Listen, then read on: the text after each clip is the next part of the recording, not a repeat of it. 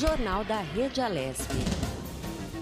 Nós vamos falar mais sobre o dia 21 de janeiro, que é o dia da intolerância religiosa. Nosso convidado é o presidente da Comissão Especial de Direito da Liberdade Religiosa da OAB, Ordem dos Advogados do Brasil de São Paulo, Samuel Gomes de Lima. Seja bem-vindo, doutor. Olá, tudo bem? Tudo bom, doutor? Bom dia, seja bem-vindo. Eu queria que o senhor falasse um pouco para a gente da intolerância, né? Principalmente da importância de uma data para lembrar que cabe a cada indivíduo o direito de escolher o próprio credo.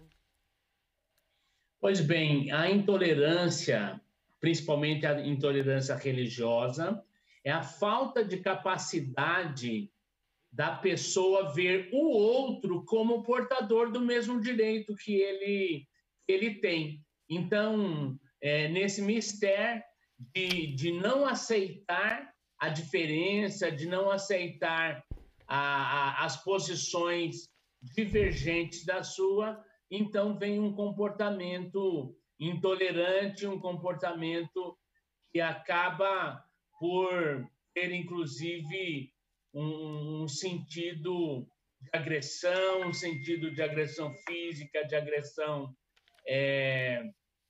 verbal, né, de agressão psicológica.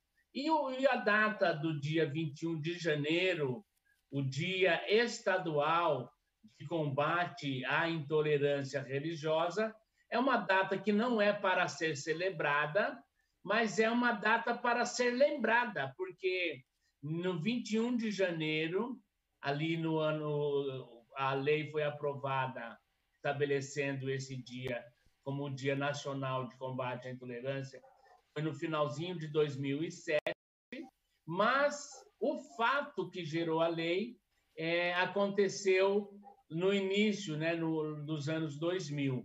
Então, nós tivemos ali uma mãe de santo, a mãe Gilda, que foi que teve, né, um ataque cardíaco fruto de ver a intolerância contra o seu templo religioso. Então, nós vemos aí os desdobramentos que esse tipo de situação provoca. Doutor Samuel, de acordo com a legislação, o que caracteriza a intolerância religiosa? Quais são esses atos que caracterizam essa prática criminosa? Então, a intolerância religiosa, ela é caracterizada justamente pelo sentido de não acreditar ao outro, ao semelhante, o tipo de tratamento que cada um espera para si, né? Então, nós temos no Código Penal, né, o artigo 208, que fala dos crimes contra o sentimento religioso, né? E ali são elencados a forma de caracterizar, de criminalizar esta ação, né? Que é uma ação efetiva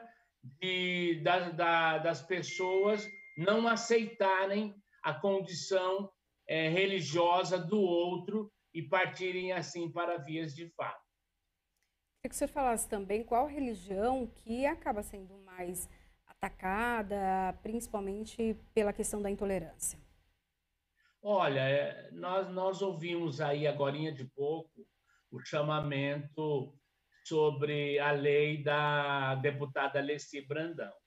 Na realidade, as religiões de matrizes africanas, elas acabam sendo as religiões mais atacadas, digamos assim, pelo processo de intolerância religiosa, sendo que os ícones desse segmento de matriz africana são as religiões Umbanda e Candomblé.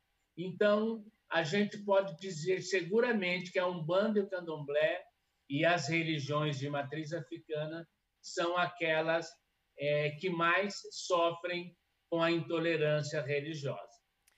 Doutor, qual que é o papel da educação para criar uma sociedade mais tolerante? Olha, na realidade, a educação ela é o caminho, é o canal para qualquer benefício que se queira na sociedade a médio e longo prazo. Então, a educação em liberdade religiosa, a educação voltada para as questões sociais, ela certamente vai dar frutos, mas esses frutos precisam ser plantados com a devida antecedência e ser feito um trabalho sistemático.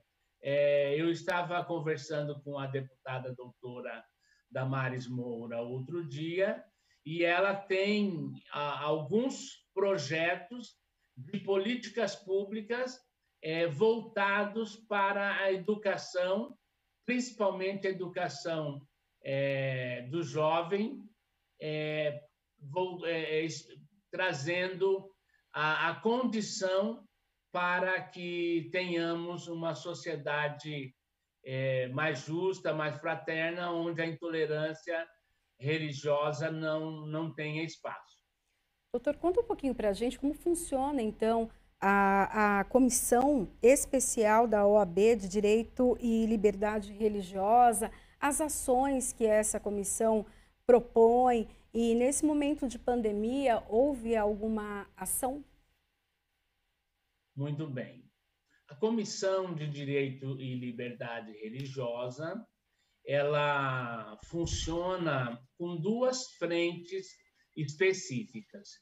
A primeira frente é justamente uma frente voltada para o âmbito da educação, para o âmbito da prevenção, que é uma frente onde nós estabelecemos, inclusive a semana passada eu encaminhei para a OAB um cronograma de eventos que acontecerão ao longo de 2021. Então, nessa primeira frente, nós temos aí a realização de eventos como fóruns, como simpósios, congressos, nós temos atividades de cunho acadêmico, né, junto com as universidades, justamente para sensibilizar a sociedade sobre a importância de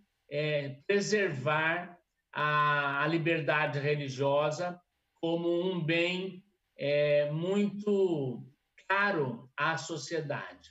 A outra frente, digamos assim, é uma frente voltada para ações pontuais.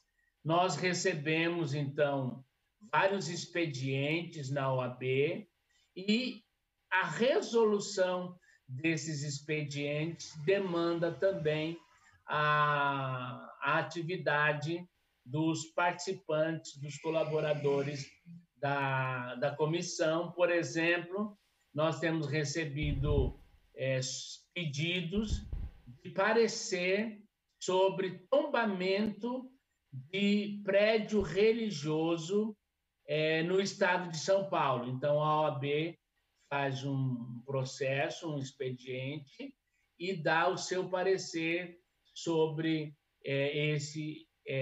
essa questão do tombamento. Uma outra questão que é muito recorrente é a deliberação sobre a constitucionalidade de leis versando sobre liberdade religiosa. Então, nós tivemos aí algumas leis que buscaram, né, inclusive tivemos uma discussão muito interessante na cidade de Barretos, e ali, então, nós tivemos a oportunidade de manifestar o nosso parecer e tal. Então, essa segunda frente é uma frente mais voltada ao aspecto prático, inclusive a OAB, a Comissão de Direito e Liberdade Religiosa, participa em alguns processos que ela é chamada como amicus curiae. O que é amicus curiae? É um termo latino que significa amigo da corte. Então, ela vai se manifestar nos tribunais em assuntos do seu interesse, desde que seja chamada a essa manifestação. Doutor, a comissão da OAB de direitos, a Comissão Especial da OAB de Direito à Liberdade Religiosa, ela serve como um canal de denúncia? E quais outros canais a pessoa que tiver a sua liberdade religiosa ofendida pode acessar para que faça a denúncia? Olha, a comissão, ela realmente serve para isso como um canal de denúncia, né? E, inclusive, quando ela é demandada, ela atua também nessa questão. Nós tivemos um caso de intolerância religiosa na cidade de Ribeirão Preto, no início do ano passado, um pouquinho antes, um mês antes do início da pandemia, e ali naquele momento um terreiro de candomblé tinha sido objeto de agressão, né? Através de pedradas, inclusive foram usados para essa finalidade adolescentes menores. Então, muitas vezes, o agressor, ele tentando se valer da impunidade, ele usa menores para praticar aquilo que ele estabelece. Então, nós temos nessas situações justamente a atuação da Comissão de Direito e Liberdade Religiosa e atuamos, sim, como ponto de denúncia, né, para essas situações. No momento da pandemia, né, houve também ali a ordem, né, para que igrejas, também os templos de todas as religiões fossem fechados para evitar a aglomeração. Nesse período, teve alguma manifestação levando em consideração o impedimento, então, para a liberdade religiosa ou não? As pessoas entenderam que ali era um momento atípico e acabaram fechando ali os templos. Claro que com a flexibilização, isso já, não que tenha normalizado, porque tem um número, né, restrito, mas as atividades voltaram. Mas durante a pandemia, o fechamento total, tiveram ali problemas, né, e reclamações por conta disso? Olha, os líderes religiosos, pastores, padres, presbíteros, eles são pessoas com uma capacidade de compreensão da situação, né? Principalmente da situação de calamidade pública, como tem sido o caso, e não houve, assim, de modo alarmante, de modo assim preocupante, uma manifestação de caráter mais agressivo. Nós tivemos, sim, algumas situações que foram destacadas, né, e a mídia apresentou muito esse pano de fundo, de algumas situações pontuais, onde, em algumas cidades, houve uma atitude coercitiva da parte das autoridades, porque um determinado líder religioso resolveu achou que não era o caso de fechar a sua igreja.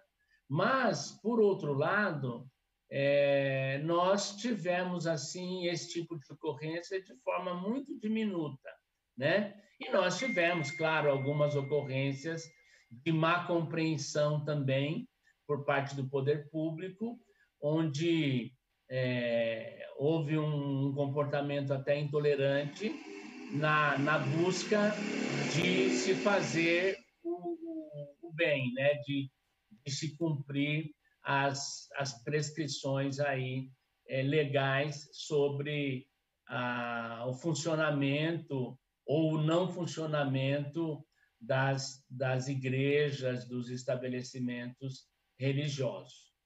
Doutor, o senhor citou anteriormente o projeto da deputada doutora Damares, que virou lei, que garante a liberdade religiosa, também o projeto da deputada Alessi Brandão, que nós mencionamos aqui quando chamamos o senhor. Qual que é a importância, como o senhor avalia a importância do parlamento tratar dessas questões de garantia da liberdade religiosa das pessoas? Bem, o parlamento é o espaço mais legítimo que nós temos para estas questões. Primeiramente, porque é um espaço de produção de leis. Segundo, porque é um espaço que vai formar a opinião da sociedade sobre os temas relevantes. Então, quando você percebe parlamentares como a deputada doutora Damares Moura, a deputada Alessi Brandão, que estão legislando, que estão trazendo uma contribuição para a questão da liberdade religiosa, nós temos mais que nos congratular de estarmos felizes, porque o poder legislativo, né, como diz, né, é um poder que, ao criar uma lei, ao estabelecer uma lei, seja ela na área de liberdade religiosa, por exemplo, ele está contemplando um anseio da sociedade, porque a liberdade religiosa, ela constitui hoje um grande apelo, né? E em 2013, no Brasil, 0,4% era o grau de intolerância no Brasil, que era o nível mais baixo diante de todos os países, dos 25 países dos maiores países, né, das nações mais populosas do mundo. Então, nós vemos aí a necessidade de se promover a liberdade religiosa e o poder legislativo, através de legisladores comprometidos com esta causa, eles, então, vão fazer esse papel, conforme foi mencionado, a doutora Damares Moura e também a deputada Alessi Brandão. Bom, nós queremos agradecer, então, a participação aqui no Jornal da Rede Alesp de Samuel Gomes de Lima, presidente da Comissão Especial da OAB São Paulo de Direito e Liberdade Religiosa. Muito obrigada. Muito obrigado, um prazer participar. Obrigada, ótimo dia.